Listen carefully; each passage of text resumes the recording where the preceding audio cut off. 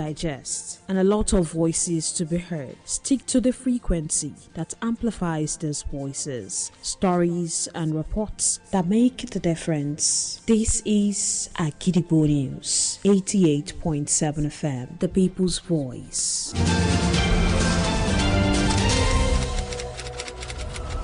This is Kunle Amzat Studio, Agidigbo 88.7 FM.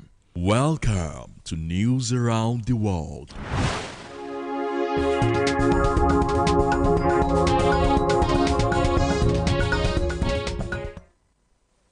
Good evening. Welcome to the News Around the World on the most listened to radio station, Agidigbo 88.7 FM, Ibadan. I am OLAMIDE, BADMUS. First, the headlines. Oil road safety gets boost as foundation. FRSA train first respondents. One dead as Oyo confirms 5 Lassa fever cases. Launches outbreak probe. President Trump says he will put big tariff on United Kingdom if it does not drop digital services tax. South Africa promises crackdown on xenophobic attacks after Ghana protests. Former Super Eagles basic star striker collapses in Kaduna. Now the details. Efforts to improve road safety and emergency response in Oyo State have received a boost as the Dr. Tunde Aladesomi Foundation, in collaboration with the Federal Road Safety Corps, Oyo Sector Command, organized a specialized training on rescue and first responder skills. The initiative is aimed at addressing the critical gap in immediate response during road accidents, a factor often linked to preventable loss of lives. At the training, practical knowledge on how to respond swiftly and effectively in emergency situations before professional medical help arrives. Agidigbo FM news correspondent were at the training. Oluwatosin Ologun brings the reports. The Dr. Tunde Aladesomi Foundation DTAV, in conjunction with the Federal Road Safety Corps, Oyo Sector Command, held a training on rescue and first responder skills. The special training focused on bridging the first responder gap was held at the PE Hall of the FRC Oyo Sector Command, Eleyele, Ibadan. The training was attended by officers of the Federal Road Safety Corps, representatives of DTAV, Park Management System, and the Hausa community in Oyo State. Training facilitators at the seminar explained that most accidents are caused by human, mechanical, and environmental factors that causes distractions to drivers. The representative of DTAV, Dr. Lemi Adedamola Adebisi Yusuf, said the foundation aims to prevent death and road crashes.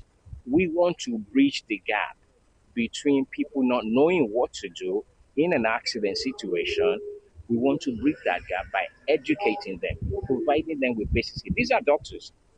The organization is full of professionals, doctors, and people that are actually involved directly in saving lives. The Corps Commander of the Oyo Sector Command, Kende Dowsey, said the FRC is committed to saving lives and properties. The mission in Oyo State is to make sure we have a safer motoring environment, prevent loss of life on the road.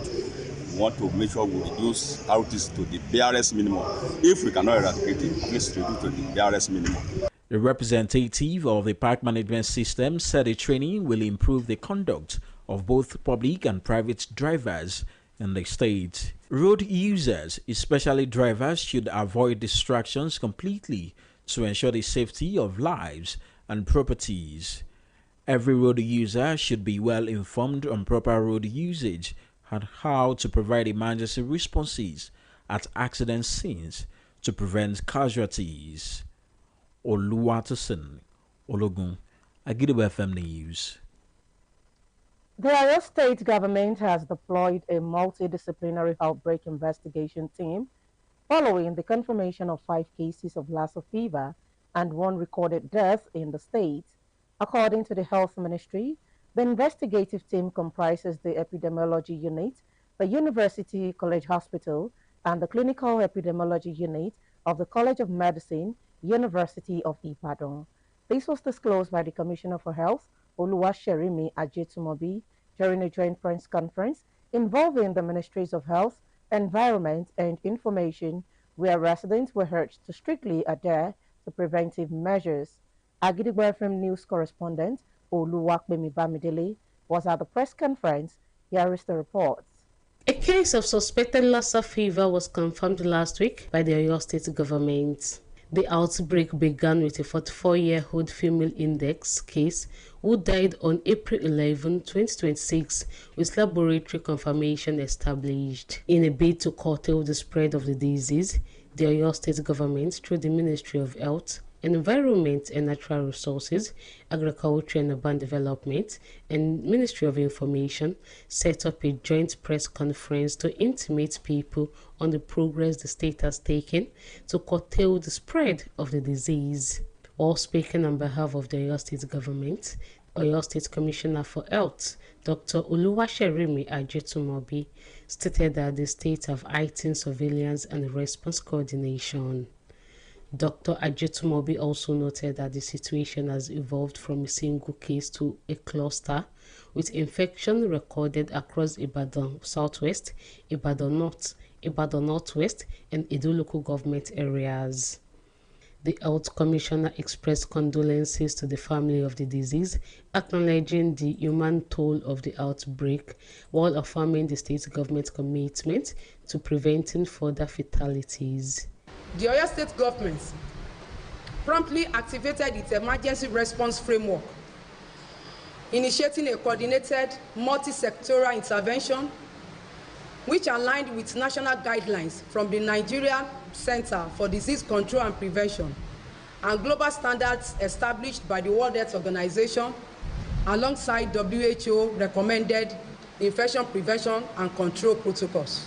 While commending Governor Seyi Makinde, Dr. Oluwaserimi Ajetumobi appealed to the residents to store food properly, maintain clean environment, avoid contact with rodents, practice good hygiene, and seek immediate medical attention if symptoms such as fever, vomiting, or bleeding occur.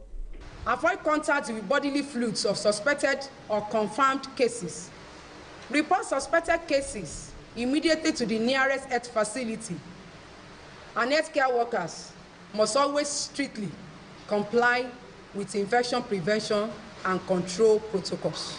In his remarks, the Commissioner for Environment and Natural Resources, Mr. Hademola Haderito, called on residents of Oyo State to maintain high level of cleanliness, dispose their refuse properly, and also block every hole that can grant rat access into their homes.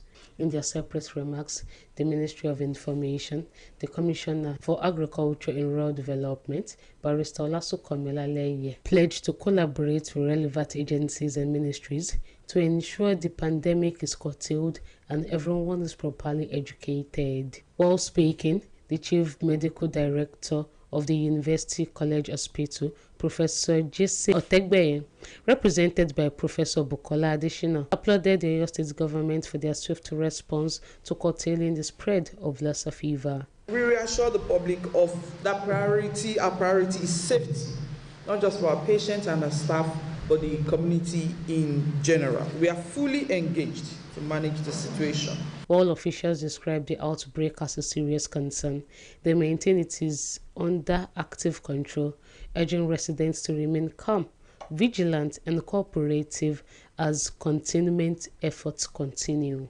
Oluwapemi Bamidele, Agidigbo FM News. The Chief Imam of Agidigbo FM Central Mosque, Al-Haji Zakaria Yunus, popularly known as Baba Baba, has urged the Muslim Ummah to remain steadfast and loyal to their faith, noting that such consistency is highly rewarding.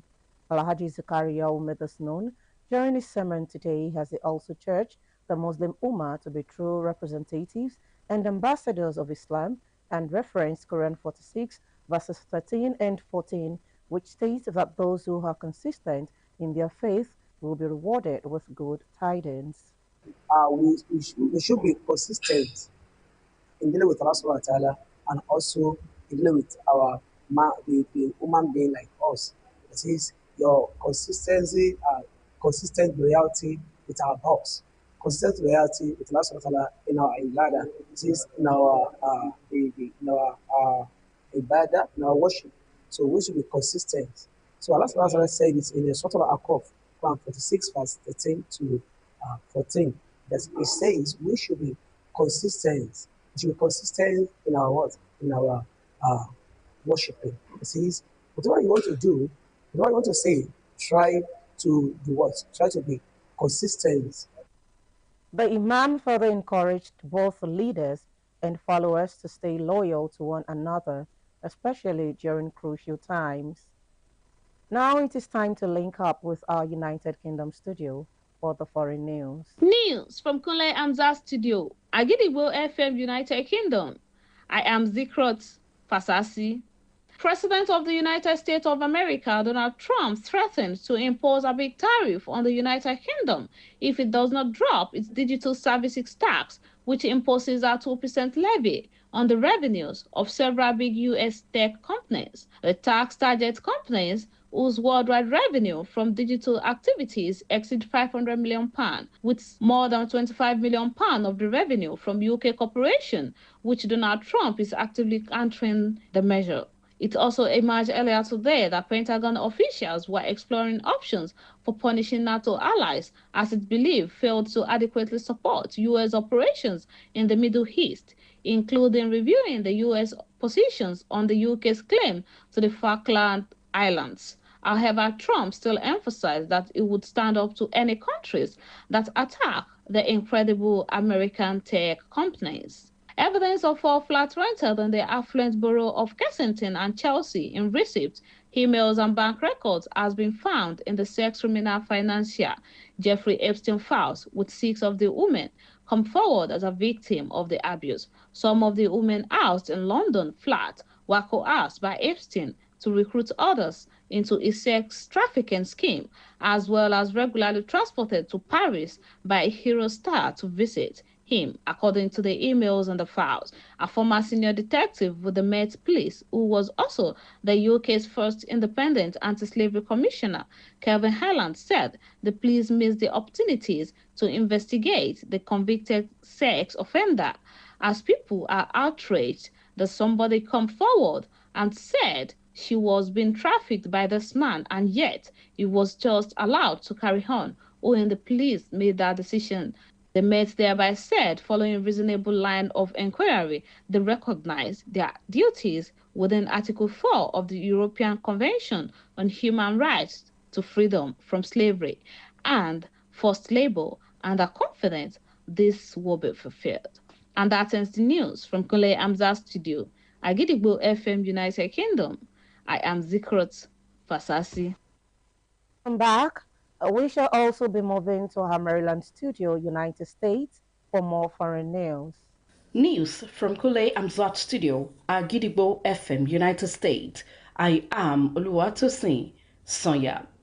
The European Anti-Fraud Office said it has opened an investigation into Peter Mandelson, Britain's former ambassador to the United States and a former EU official, amid scrutiny over his links to deceased sex offender Jeffrey Epstein. The agency confirmed the opening of an investigation into the case, adding that it could not provide further details while the inquiry is ongoing. It said this restriction is necessary to protect confidentiality, any potential legal proceedings, personal data, and procedural rights. The former probe into the 72-year-old Mandelson, who served as EU Trade Commissioner from 2004 to 2008, follows an earlier statement in February indicating the situation was under review.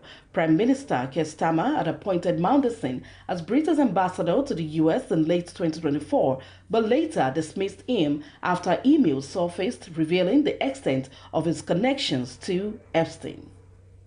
South Africa's authorities promised on Friday to crack down on anyone carrying out xenophobic attacks on Ghanaians and other foreign nationals, a day after Ghana protested over videos of violent incidents circulating on social media.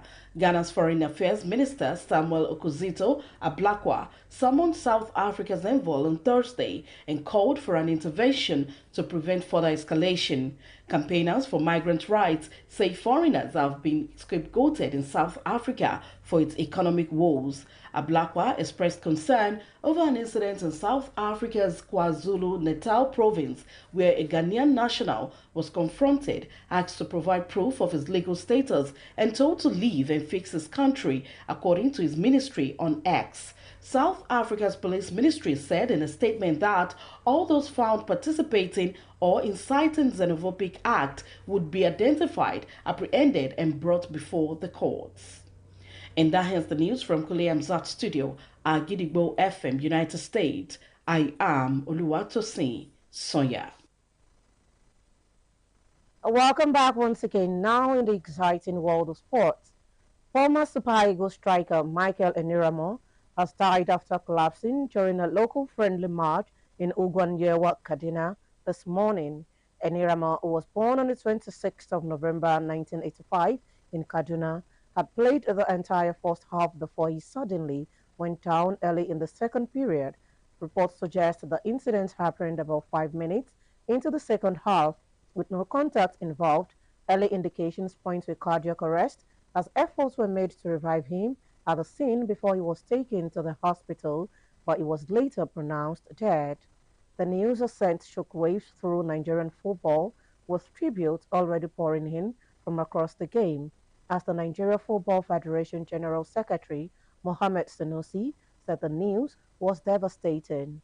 Eniramo began his professional journey with Lobby Stars before moving to Esperance Sportive de Tunis in 2004. After early loan spells to gain experience, he returned to Tunisia and became one of the most feared forwards in the league.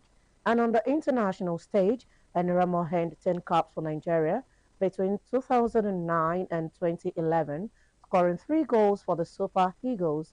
After retiring from professional football in 2018, Eniramo remained close to the game by running a football academy in Kaduna, helping to develop young players until a sudden demise. To wrap up the news this evening, here is a recap of the headlines. Oyo Road Safety Gets Boost as Foundation have arrested trained first responders. One dead as Oyo confirms 5 Lassa fever cases, launches outbreak probe. President Trump says he will put big tariff on the United Kingdom if it does not drop digital services tax. South Africa promises crackdown on xenophobic attacks after Ghana protest. Former Super Eagles Bekista striker collapses in Kaduna. And before we go this evening, here is a quick tip. Trying to be someone else is a waste of the person you are. Finally, we have come to the end of the news around the world on the most listened to radio station, Agidigbo, 88.7 FM, Ibadan. I am Olamide BADMUS. Thank you for listening. Good evening. News is information, and information is power. At Agidigbo 88.7 FM, we bring the news from top to bottom. The Oyo State Independent Electoral Commission, OISEC, has